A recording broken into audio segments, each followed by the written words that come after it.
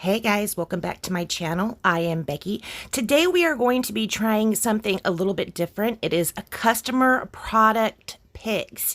Now the concept is to take the three most popular products within this date range, March 1st to the 8th, and use them all on a project. Tied for number 3rd is the Cake Day dots, and these are products that my customers have purchased from close to my heart within the last week, March 1st to March 8th. The mix-in paper pack was tied for 3rd. In 2nd place, the full bloom scrapbooking workshop kit with or without sheet protectors was the 2nd top seller. And in 1st place, no big surprise, was the stamp of the month. So we're going to combine all three of those and make a project. You can see we are starting with this paper right here. It is the main paper for the In Full Bloom collection, and this does come in that scrapbooking workshop kit. Now, because I had the Cake Day dots, I decided I'd pull in some of the Wildberry. Now, Wildberry is not in this collection, so I'm gonna go ahead and add a little bit of color with my water pen as well as some of the Wildberry ink. You saw I just took my ink pad, pressed it together to get some ink on the lid.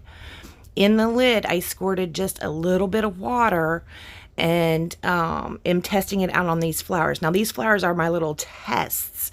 I am trying to see, how much water I would like to add to it, what kind of strokes. I'm testing out different strokes and different intensities of this ink on this one flower, and then I'll go ahead and choose the one I liked the best and paint the rest of the flowers in that same manner. I will leave links down below to all of the products that I do use. So this concept that we're doing right here, using all the products that were number 1 for my customers, this video is actually for my customers so they can see how to use some products, or how I would use some of the products that they have purchased. So I think we're going to continue to do this. It's fun. I love making things anyways, and this just kind of gives me a challenge, right? Because I'm challenging myself to use those top 3 items, or in this case 4, because we had a tie. So yes, we're going to go ahead and paint all of the rest of the flowers with this same Wildberry. Now when I hold up close to it, I'm going to hold up some of the enamel dots from Cake Day. Actually, these ones right here are just plain Wildberry ones, but this is the color that's in Cake Day, which I'm going to pull out the Cake Day ones and use. But yes, it's close enough to me, and I think those will be great little pops of color throughout the page. So you can see that I did choose to go for a little bit of a lighter wash and just like random splotchiness around the flower. I put a little bit in the center. You can't hardly see that. Now, when I fussy cut out that paper, I did fussy cut out these flowers that were glacier, and the ones that were, I think these are actually maybe really light lemonade, 2nd generation lemonade or something like that. But I did not cut out the mint. I didn't want to put any mint on this page, just those Wildberry, the glacier, and that yellow color, the lemonade color. After we finish painting our flowers, we're going to go ahead and stamp out our image using the stamp of the month. I am going to be using the owl. Now you can see this owl and all of the images really on this stamp are really not the same feel as what this paper pack is, or this workshop kit that I'm using is, but stamping it onto the printed paper kind of helps it out a little bit, not look so totally random. I will, before we put these on the page, I will use a marker, a Spectrum Noir marker, to color it just a little bit, make the eyes pop a little bit more. So now we're on to the mix-in paper pack. This is a wood grain, a gray wood grain that is in the mix-in paper pack. When I pulled all these products together, I decided I would use the owl because I love owls. And then I was thinking owls are in trees, and we could put some of those blossom flowers on a tree, and that'd be a pretty cool design, right? That's what I was thinking in my head. So I just pulled out this wood grain paper. I went ahead and made sure my wood grain was running up and down, so it'd run up with the tree instead of across. Across would have been fine too. I just thought I would like the look better going up and down. Here I am testing out my theory, or my thought. And I'm like, okay, well, that looks pretty okay. That looks okay. All right, we'll go ahead and finish this. So I am going to finish the drawing of it, and then I'm going to go ahead and cut it out. I decided I would go ahead with my original idea using the tree with the owls on it. So here's our tree. We are going to go ahead and glue it to a piece of white cardstock. This is white cardstock that was in the workshop kit.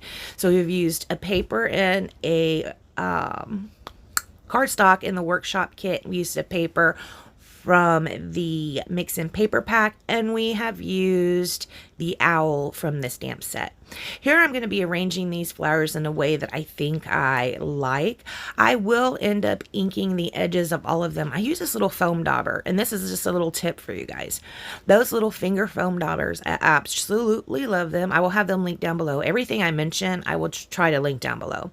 Anyways, they do... there is a period of time when you need to throw the foam daubers away.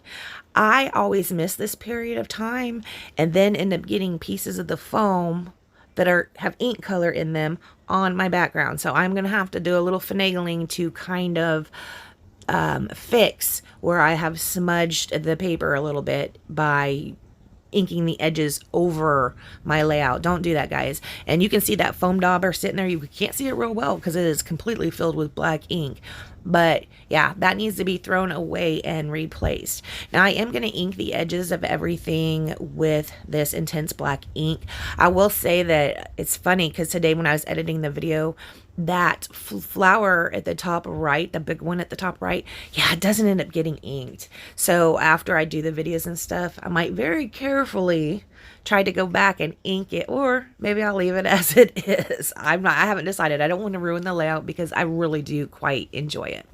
So when I use the water on these flowers, they did get a little bit warped, but when I'm putting this foam tape on the back, it is, you know, kind of sturdy-ish. I mean, it's bendable, but it also kind of helps keep that flower straight a little bit.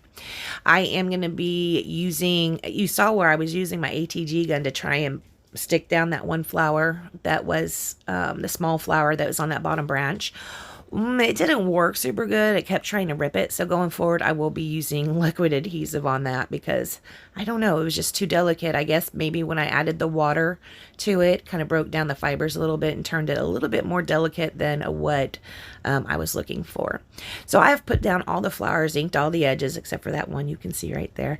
And I have picked out my photos. Now, what I was originally thinking is these photos would be like signs hanging from the tree, right?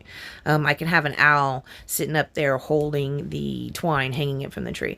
Well, I decided not to go that route, and I just went ahead and put the pictures down right onto the layout. We didn't even mat them or anything. They're not hanging. They're just there. I am going to be using a sticker from the sticker sheet from that workshop kit. It says live in full bloom. We are going to go ahead and sit that there. I have already popped that up on some foam tape. So this looks pretty good. I like the way this is. We'll go ahead and commit to our title placement. This is cute, right? I think so. I love it. One thing I would change is my photos. I would either use different photos or I would try to edit these and lighten them up a little bit. They're a bit dark to me. So you can see my little owl, he's a little bit plain. I'm going to take my marker and just go boop boop on his eyes and his little nose. And he already looks a lot cuter. See? So much cuter. Just a little bit. Oh, right here I am cutting his wing because I'm going to tuck him under the photo and I'm going to make his wing go over the top like that. He's like, hey guys. So I do end up putting 3 of these cute little owls on this page. Right here I did I stamped and fussy cut out quite a few of them. So I'm just picking the ones I like the best. You can see this one I've already done his nose and his eyes. We'll go ahead and stick him down there. I even put a little bit of color on his ears. This right here, I am showing you that I'm going to go ahead and stamp the word amazing. Now, the stamp sheet had a saying on it. It said, totally amazing. I cut those words apart. You can cut your stamps, guys. You can cut your stamps. I cut those words apart, and I'm just using the word amazing. We're going to go ahead and stamp that down right there. And then we have one more owl to find a home for, and we're going to stick him right under here. Super duper duper cute. He ends up going up at the top so he can hide just a little bit like that. How cute. Love it. I did take this one, well, this one that was one I didn't use, and I wanted to go ahead and test and see what it would look like, also inked with the black, and I did like it. So I am going to go ahead and ink the edges of all these cute little owls, and we'll go ahead and stick them back down with more liquid adhesive.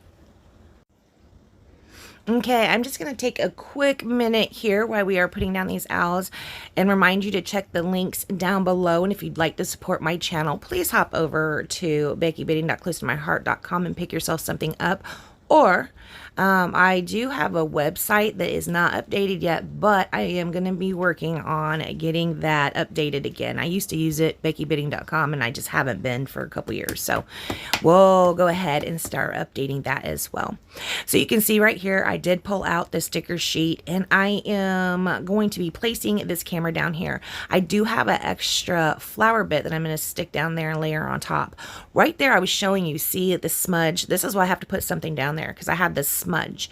Now, there are some erasers, and I can't remember what they're called, but if I remember the name of it, you can put it down there, and basically it'll sand off just the very top.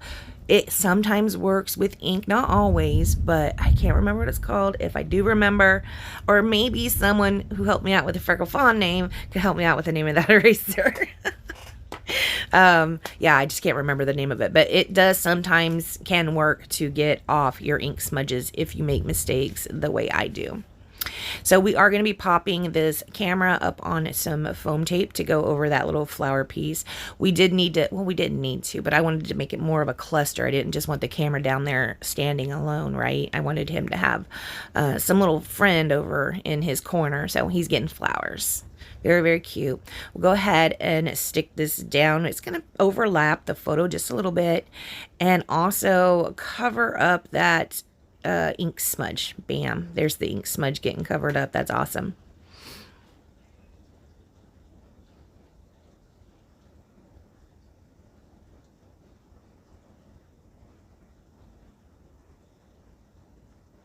Okay, what am I doing next? Let's have a look-see.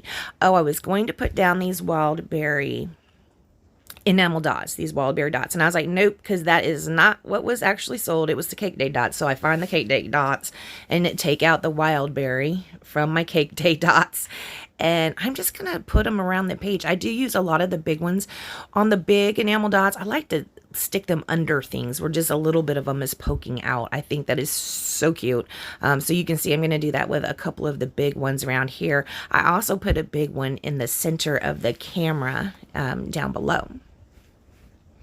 After we do that, I am going to be pulling out my .03 journaling pen, and I'm going to go ahead and outline this. Now, I don't outline things a lot. I'm not really super good at it, but I think of all the outlining I've ever done, I think it turned out the best on this project because I actually did take my time.